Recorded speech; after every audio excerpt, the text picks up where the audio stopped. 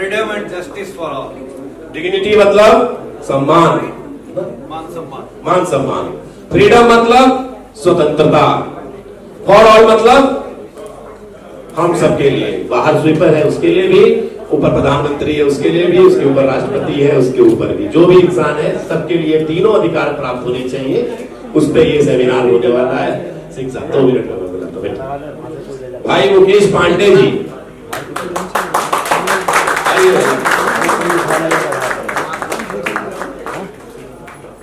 Brother भी है, producer भी है, और लोक जनशक्ति पार्टी जो घटक दल है केंद्र सरकार के, उसके राष्ट्रीय महासचिव हैं, इंचार्ज भी है महाराष्ट्र, दिल्ली, हरियाणा और गुजरात, गोवा, दमन, दीव, और संरक्षक है इस संस्था के progressive foundation of human rights के। वीर अर्जुन के निर्माता भी हैं। सब्बीर भाई जहां जगह मिले सारी वीआईपी चेयर है, दिल में विराजमान है, बैठ जाइए। बहुत बड़ी हस्तियां हैं यहाँ पर, कोई सस्ता नहीं है। सारे अतिथियों से अनुरोध करूंगा और पंकज जी से भी अनुरोध करूंगा। पंकज जी हमारे संस्था के कोऑर्डिनेटर।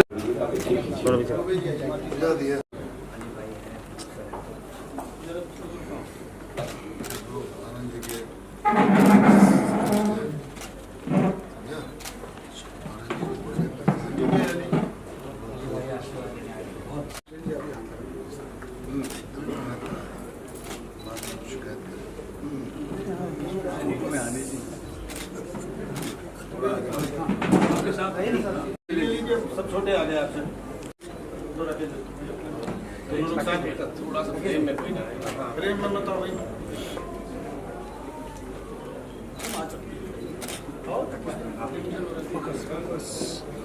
जी जी जी क्या फैयाज भाई मोबाइल हटाओ चाचा, मोबाइल हटाओ जरा।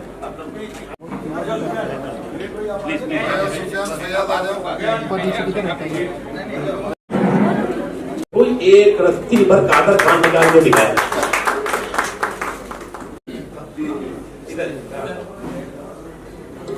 जी आपने दुरुस्त फरमाया कि कब्र से निकाला गया है, क्योंकि वहाँ बोरियत बहुत हो गई थी और गर्मी भी बहुत थी।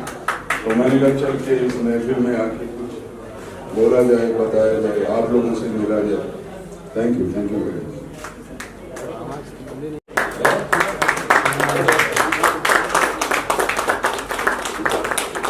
अनीता राघव जी आइए, मोस्ट वेलकम है। और हमारे राकेश भाई है, बहुत बड़े वहाँ के स्टार हैं और बहुत बड़ी उसकी पिक्चर जा रही है। और हम दोनों की एक नई पिक्चर आ रही है, माँ आवाज विनानी चीख। पेट में लड़की को काट देते भ्रूण हत्या में, तो उसको बचाने के लिए हम लोगों ने मूवी बनाई है, तो खास देखेगा। और हम दोनों भाई उसमें आ रहे हैं। Thank you. बस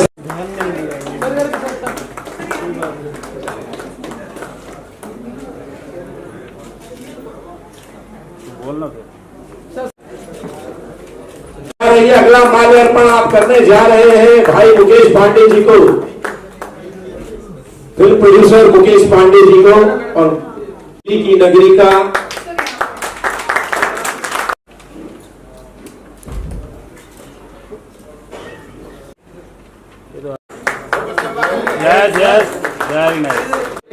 कटाते हुए देखिए। राजकुमार जी आप दूर मत रहिए, बचा बस यहाँ देखिए, सोशल काम सामाजिक। हाँ राकेश जी आइए। तो ये लेके कान कौन फूक रहा है? Yes thank you sir.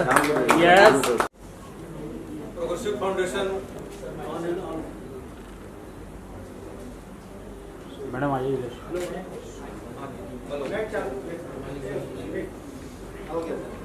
Progressive foundation of human rights के अध्यक्ष गुजराती फिल्मों के सुप्रसिद्ध अभिनेता राकेश पांडे जी, संरक्षक बड़े भाई मुकेश पांडे जी, जो लोक जनशक्ति पार्टी के महासचिव एवं गुजरात, महाराष्ट्र, बिहार एवं अन्य प्रदेशों के प्रभारी भी हैं, परम आदरणीय दिलीप सेन साहब जी, बहुत ही सटीक तथ्यों के साथ शाम के 5 से 7 बजे तक देश के लोगों को वास्तविक परिस्थिति से परिचित कराने वाले हमारे शिवसेना उद्धव बाला साहब ठाकरे शिवसेना पार्टी के राष्ट्रीय प्रवक्ता आनंद दुबे जी, हमारे फाउंडेशन के मुंबई अध्यक्ष आदरणीय अली खान जी, जिनका परिचय इतना ही है कि बस खुदा गवाह।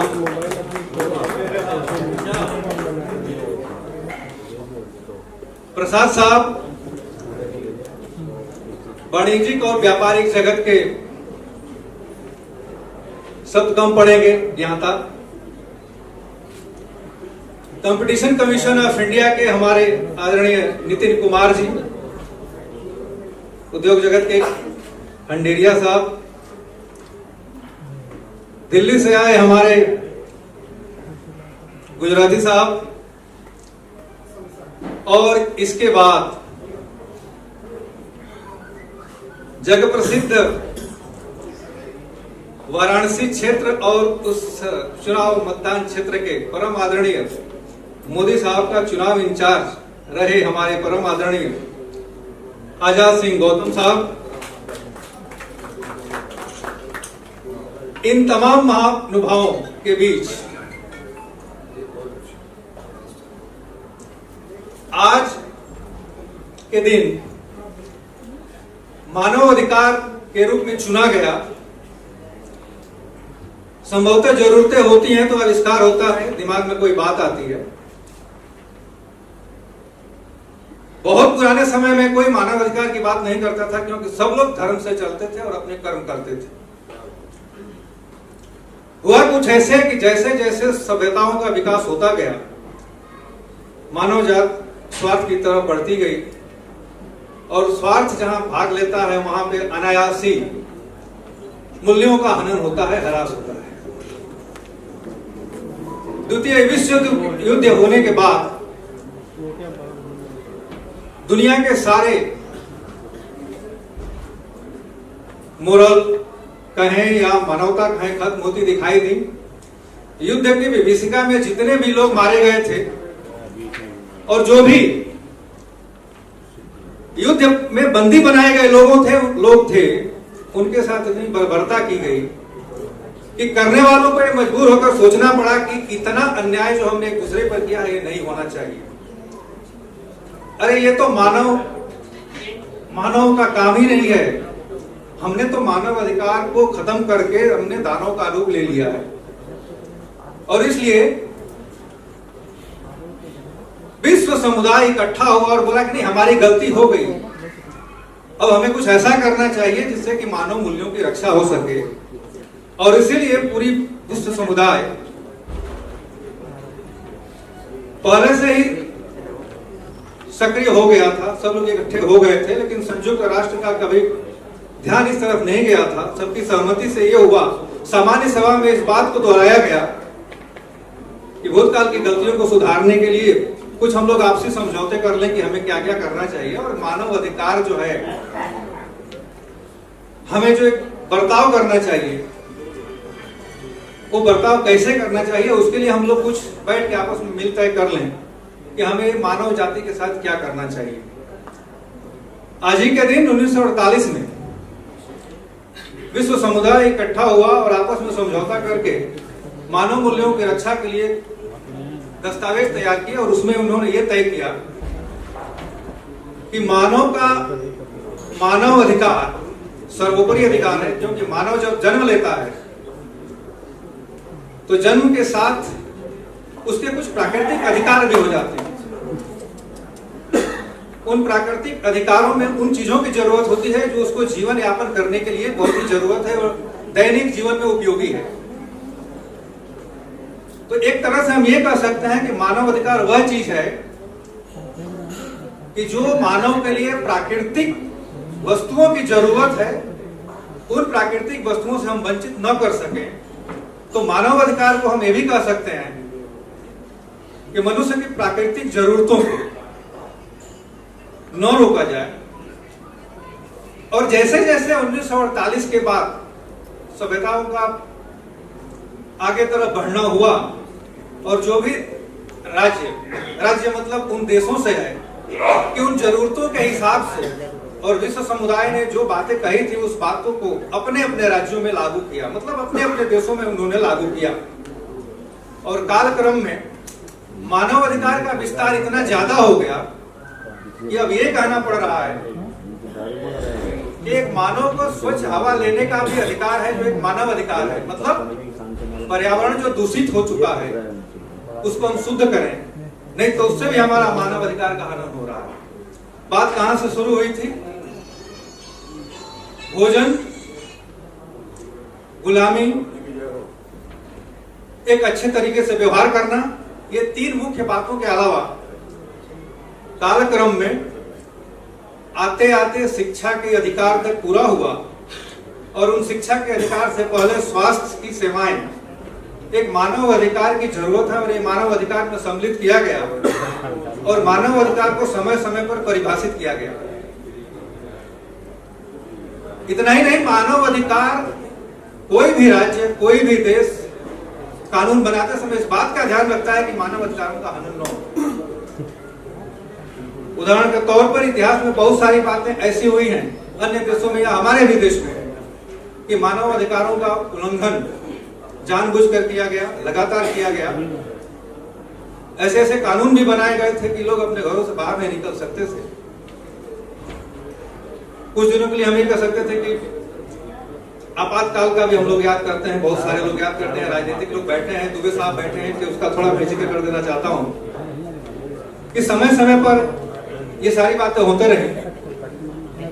अब अंत में आज भी हम देखें तो पिछली पुरानी बातों से हमने सीखा नहीं है, क्योंकि विश्व समुदाय में हम दो जगह ऐसी जगह देख रहे हैं कि आज भी लड़ाई चालू है, खुलेआम मानव अधिकारों का उल्लंघन दोनों तरफ से हो रहा है। हमारे राज्य में भी, हमारे देश में भी पहले हुआ था, माओवादी आंदोलन और नक्सल आंदोलन के समय हुआ था। शोषण के खिलाफ कुछ लोगों ने आवाज उठाया, लेकिन वही जो शोषित वर्ग था वो आवाज उठाया तो निर्देश लोगों पर भी वही जुल्म करने लगा जो जुल्म उनके ऊपर हुआ करता था। तो मैं दूंगा और मैं लूंगा वाली बात के बाद भी आज भी पिछले 2 साल से लगातार मानव अधिकारों का हनन विश्व पटल पर हो रहा है। इसलिए संक्षिप्त में यह कहा जाए कि मानव अधिकार व्यक्ति का वो प्राकृतिक अधिकार है जो जीवन को जीवन जीने के लिए उसकी जरूरतें पूरी होनी चाहिए। बहुत सारे हमारे परम आदरणीय लोग बैठे हैं, बहुत ज्यादा मैं अपनी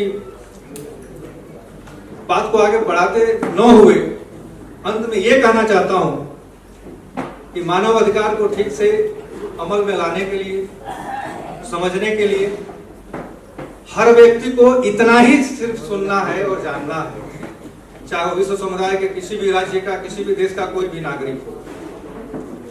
हमें यह मान लेना है पूरी दुनिया ही मेरा देश है,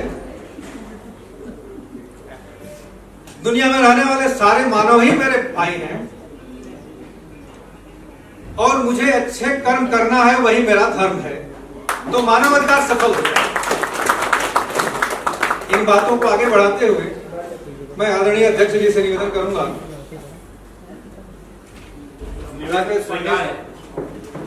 थैंक यू सिंह साहब, थैंक यू।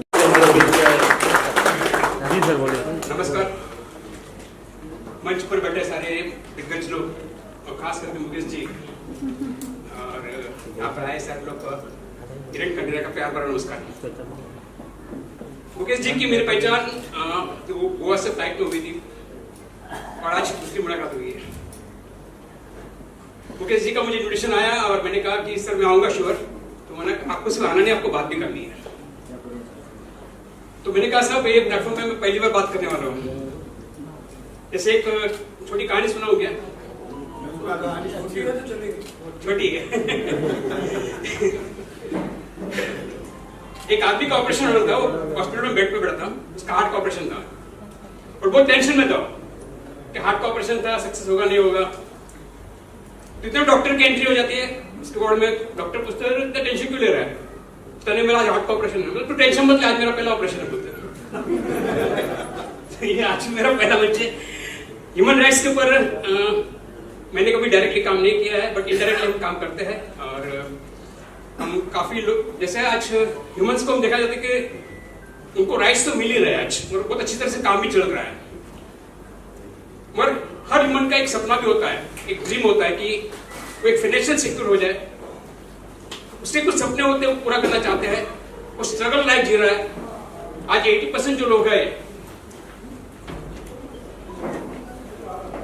उनके ड्रीम्स पूरे नहीं हो रहे हैं, तो ड्रीम्स पूरा करने का काम हम करते हैं एक प्लेटफॉर्म के माध्यम से, जिसका काम हम कहते हैं डायरेक्ट सेलिंग प्लेटफॉर्म के नाम से।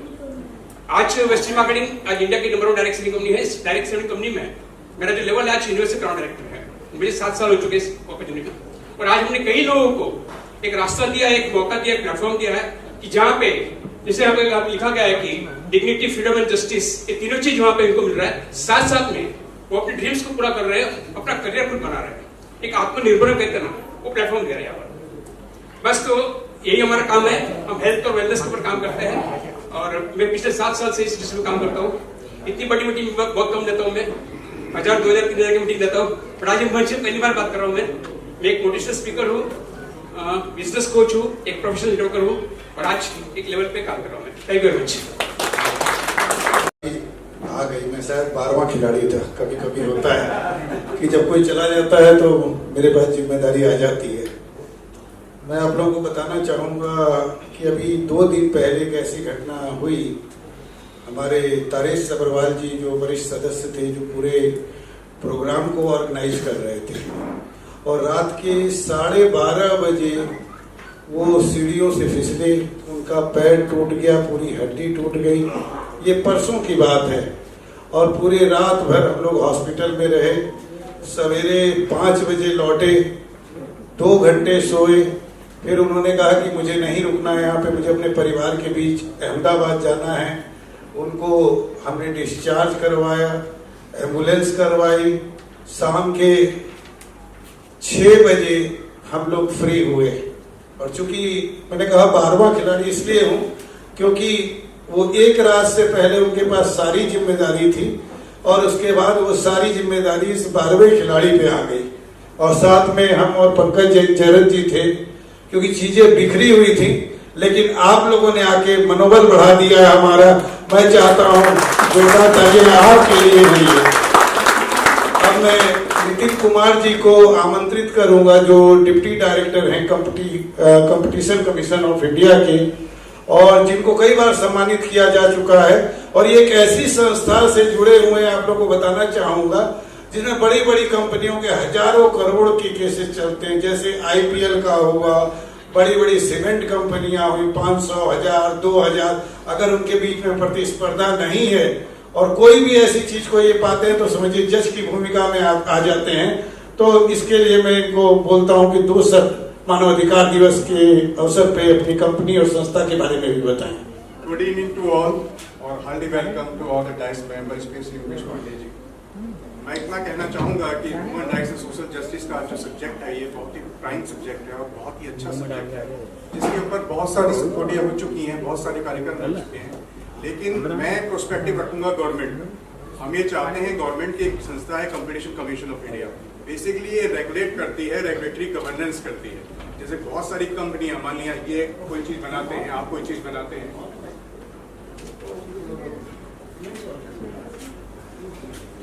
वही वाला ले लो, दूसरे वाला वही ले लो।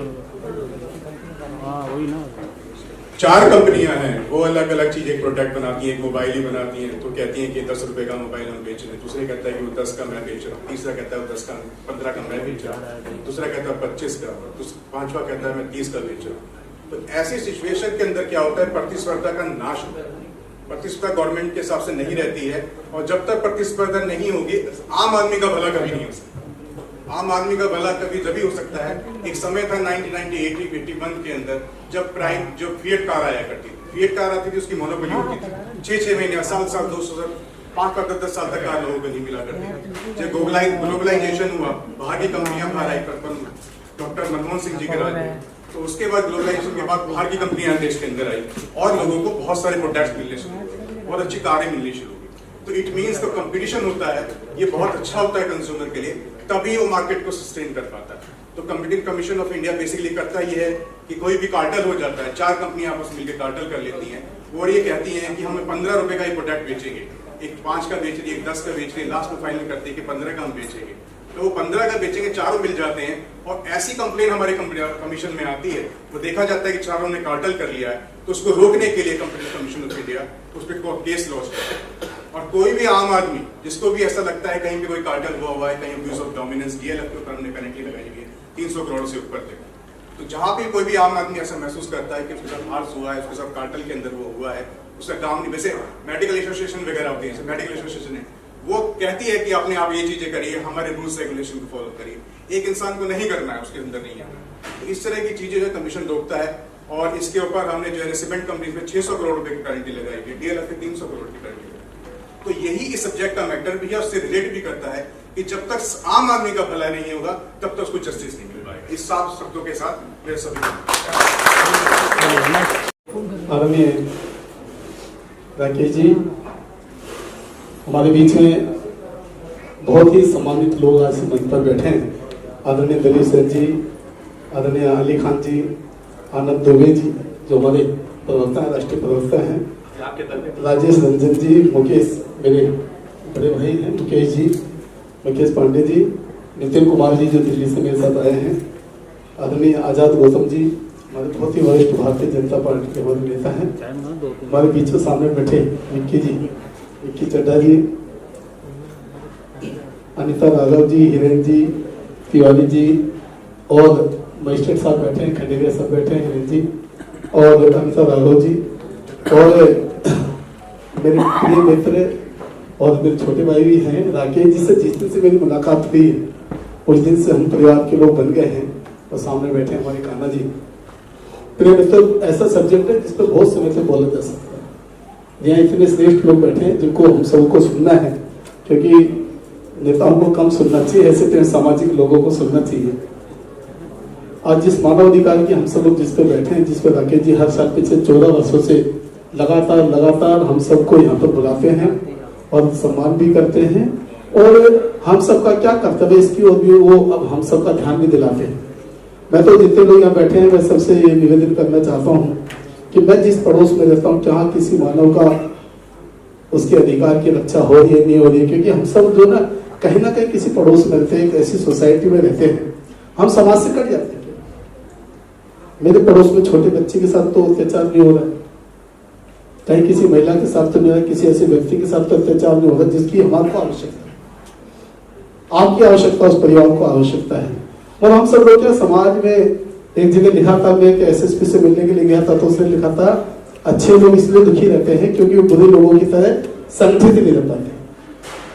हम सब लोग कहते हैं बुरे लोग जल्दी से इकट्ठे हो जाते हैं, अच्छे लोगों को एक साथ बैठने की फुर्सत ही नहीं। तो इसलिए आवश्यकता है समाज में, समाज को हम सबको समाज को आगे लेकर जाना, समाज में कुरीतियां दूर करनी है, मानव के प्रति हमारा क्या अधिकार होना चाहिए, पड़ोस में मेरा क्या अधिकार होना चाहिए। हम सब ये पूरे पुराने अधिकार थे जो हम सब बोलते जा रहे हैं, हमारे आने वाली जो जनरेशन उनको संस्कार हम लोग नहीं दे पा रहे ठीक ढंग से। इतनी बड़ी फिल्म इंडस्ट्री के लोग बैठे हैं जो फिल्मों के माध्यम से भी समाज में बहुत सारे संस्कार देते हैं, और बहुत सारी ऐसी फिल्में बन गई जिनसे संस्कार नाम की चीजें खत्म होती है। तो मैं तो आप सभी लोगों से यही प्रार्थना करता हूँ जितने लोग बैठे कि हम अपने अधिकारों को भी जानें कि मैं दूसरे के प्रति मेरा क्या अधिकार है, मेरे पड़ोस में मेरा क्या अधिकार है, समाज में मुझे कितना काम करना चाहिए समाज में, क्योंकि जब तक अच्छे लोग सामने नहीं आएंगे तो समाज में सुधार नहीं होना। इसलिए राजनीतिक क्षेत्र के अंदर भी ये बात बैठे हैं, राजनीतिक लोग बोलते हैं राजनीतिक क्षेत्र जो गंदा होता चला गया, उसमें अच्छे लोग नहीं आएंगे तो ऐसी स्थिति होने वाली है। अच्छे लोगों को आगे आने की आवश्यकता है, महिलाओं को आगे आने वाले, हमारे पढ़ने लिखने वाले बच्चों को आगे आने की आवश्यकता है, ताकि उसके अंदर हम सुधार ला सके।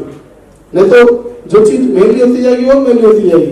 तो इसलिए ठीक करने के लिए, समाज में व्यवस्था ठीक करने के लिए, समाज में अच्छे काम करने के लिए अच्छे लोगों को आगे आना पड़ेगा। मैं यही बात कहता हूँ। मैं राकेश जी को और मुकेश जी को बहुत, हमारी संस्था के जितने संयोजक जो इस काम में लगे हैं, और मैं भी इसका सदस्य हूँ, इस संस्था का मैं भी सदस्य हूँ, तो हम सबको मौका मिलता है ऐसे टाइम पर दिल्ली से सब लोग समय निकाल के, बड़े महत्वपूर्ण समय निकाल के हम सब लोग यहाँ बैठे हैं, तो हम इस कार्यक्रम के माध्यम से कुछ ना कुछ ग्रहण करके जाएं। हम यहाँ पर आए, 4 बातें आपने सबकी सुनी, सबको सुनकर इधर से सुना इधर को निकाल दिया, मगर एक व्यक्ति भी समाज को बदल सकता है। और समाज कौन सा है, ऐसे नहीं पूरे देश को सुधार। मैं जिस पड़ोस में रहता हूँ, आदमी जो बोले कि स्वच्छ भारत अभियान अभी मोदी जी ने चलाया है, तो उसमें ये जरूरी है कि हम पूरे बॉम्बे से, मैं जिस पड़ोस में रहता हूँ, क्या वहां पर मैं इस काम को कर रहा हूँ, क्या मैं स्वच्छता के लिए काम कर रहा हूँ, वो भी एक मानव का काम है।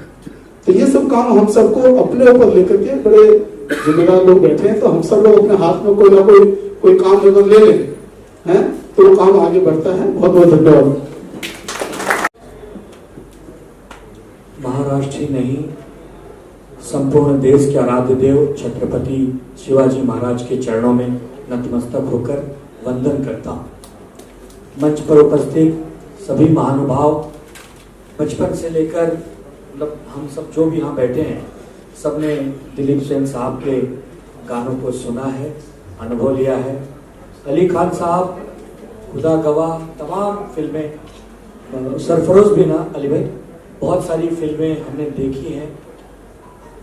मंच पे हर फील्ड के अपने महानायक यहाँ पर बैठे हैं, चाहे गौतम साहब हों, गुजराती साहब हों, जीएसटी से, इनकम टैक्स से प्रसाद साहब हों, हमारे जितेंद्र सिंह साहब जिन्होंने जज की नौकरी को त्याग कर लोगों की सेवा करने के लिए वकालत का काम फिर से शुरू किया हो, सभी लोग। और इस पूरे कार्यक्रम के जो आधार स्तंभ हैं, आदरणीय राकेश पांडे जी, उनके भाई मुकेश पांडे जी, दिलीप यादव, जिनकी वजह से मैं आपके बीच में यहाँ पर आ पाया, गोपाल राघव, जिनकी वजह से मैं यहाँ पर आ पाया। इस सदन की खूबसूरती यह है अली भाई कि इस सदन में वक्ता भी हैं, श्रोता भी हैं, नेता भी हैं, अभिनेता भी हैं। तो जहां ऐसा सदन बैठा हो कि जिसकी अपनी एक गरिमा हो और विषय हो कि मानव अधिकार। आज 10 दिसंबर है, विश्व में सभी लोग मानव अधिकार दिवस मना रहे हैं। पूरे विश्व में सैकड़ों हजारों कार्यक्रम हो रहे होंगे इस समय।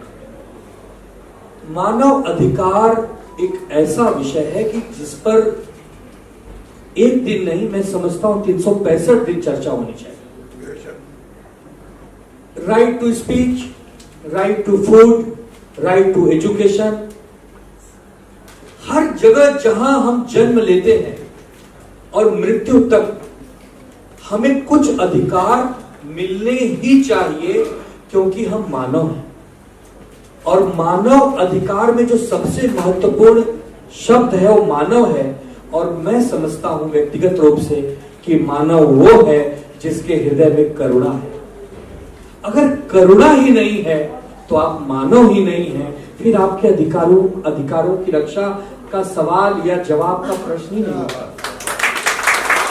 पहले आप ये बताइए कि आप मानव हैं, और यदि आप मानव हैं तो अधिकार तो आपको स्वयं ईश्वर देंगे, क्योंकि बाल गंगाधर तिलक साहब ने कहा था, लोकमान्य तिलक जी ने, कि स्वतंत्रता हमारा जन्म सिद्ध अधिकार है और हम इसे लेकर रहेंगे, कितने दिन कोई नहीं देगा। अंततः सब इस बात के साक्षी हैं कि हमारे मित्र अभिजीत राणे जी हमारे बीच में आए हैं, आसन ले आप। तो मानव अधिकार ये हम मांगे, इसका तो प्रश्न ही नहीं उठता। मानव अधिकार ये हमें जन्म से ही मिल जाना चाहिए, बशर्ते कि आप मानव भी हों। हमें बहुत बड़ी लड़ाई लड़नी होगी कि पहले हम सब मानव हैं कि नहीं, इस बात को हमें जानना होगा। पूरे विश्व में जिस प्रकार हिंसा होती है, जब एक देश दूसरे देश से लड़ाई करता है तो मन में बहुत पीड़ा होती है, क्योंकि हम सब बचपन से एक चीज सीखते हैं, वसुधैव कुटुंबकम, पूरा विश्व ही हमारा परिवार है। अली भाई तो झगड़ा किस बात का, किस बात का, जब पूरा विश्व ही परिवार है। परिवार में तो झगड़े नहीं होते, परिवार में तो सिर्फ प्रेम होता है, और जब पूरे विश्व में प्रेम है तो ये झगड़े होते क्यों? तो बहुत बड़ा विषय है, एक दूसरे से जुड़ा है। हम सबको सबसे पहले मानव बनना होगा, फिर हमें अधिकार स्वयं ईश्वर प्रदान करेंगे, और उन अधिकारों की रक्षा करने के लिए हमारे देश में या किसी भी देश में लोकतांत्रिक तरीके से सरकारें चलती हैं। उन सरकारों का दायित्व होता है कि अपने देश में रहने वाले नागरिकों के मूलभूत अधिकारों की रक्षा हम कैसे करें और उनके लिए कैसे खरे उतरें। जो कसम, जो वादा उनसे हम करते हैं, उस पर खरा तभी उतरेंगे जब हम एक आदर्श मानव जाति को अपने सामने देखेंगे। तो मैं आपको, आपकी पूरी टीम को बहुत बहुत साधुवाद देता हूं, बधाई देता हूं कि आपने ऐसे कार्यक्रम का आज के दिन विशेषकर आपने आज आयोजन रखा और महानायकों का एक मंच तैयार किया, और खूबसूरत जो सदन और हमारे श्रोतागण को मैं बहुत बहुत प्रणाम करता हूं और एक आदर्श मानव बनने की पूरी कोशिश करूंगा। जय हिंद, जय महाराष्ट्र। मुंबई प्रदेश की पूरी कार्यकारिणी अली खान जी के नेतृत्व में चलती है। नसीम सिंह भाई, क्या बात है, जोरदार तालियों से अभिनंदन करें। सबसे पहले मैं राकेश जी का धन्यवाद करना चाहती हूँ कि उन्होंने मुझे यहाँ बुलाया और इतना सम्मान दिया।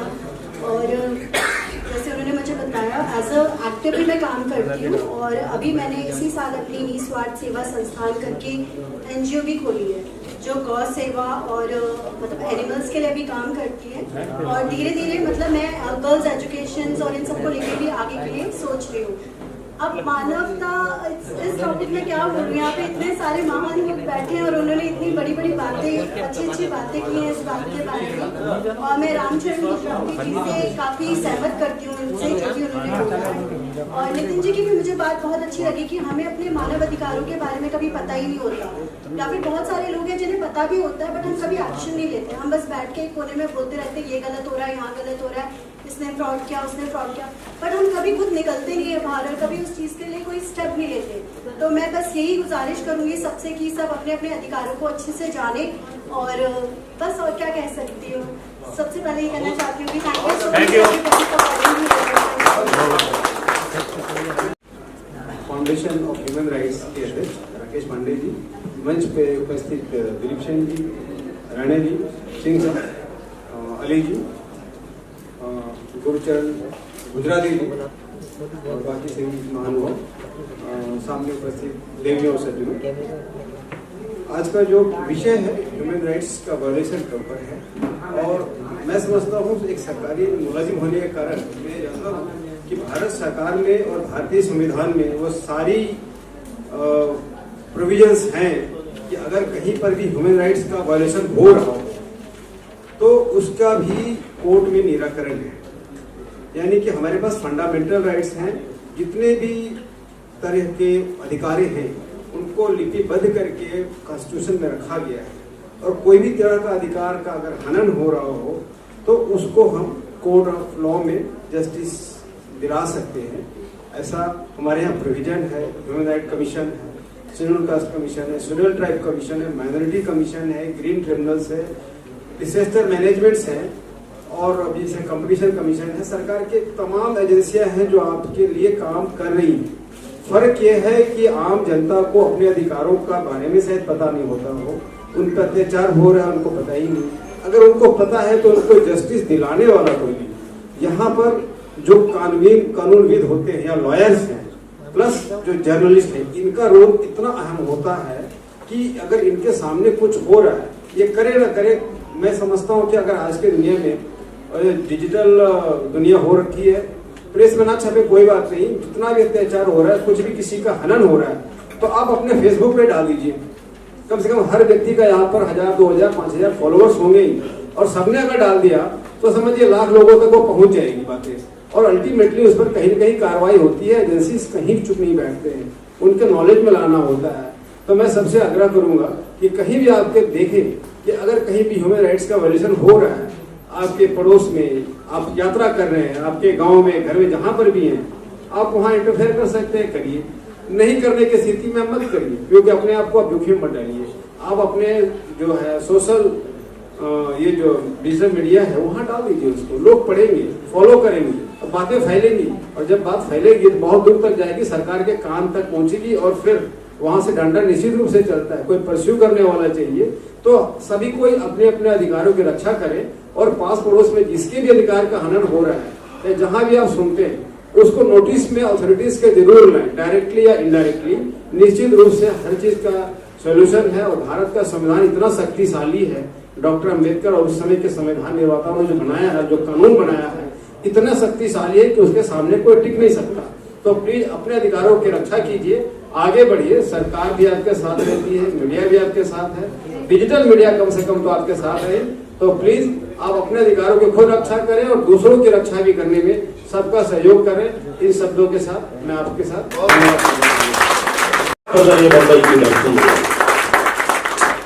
मुंबई की धरती स्वागत करे, और जिसका स्वागत हो रहा है उसको एहसास न हो।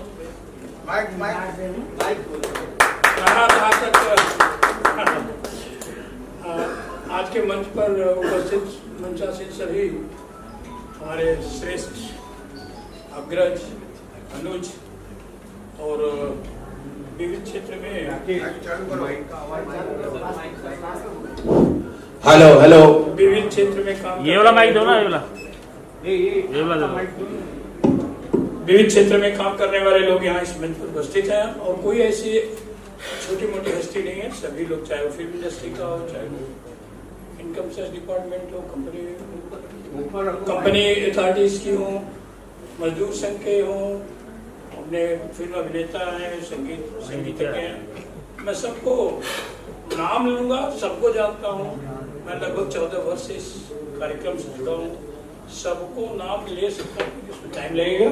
मूल बात जो है वो यही है कि हमारे मानव अपने अधिकारों का क्या उपयोगिता है, क्या हम कर सकते हैं, हमने क्या किया है, इसकी स्टडी अगर हम स्वयं में करें तो मुझे एहसास होगा कि नहीं, मैं यहाँ पर चूक गया, मुझे ये काम करना चाहिए था।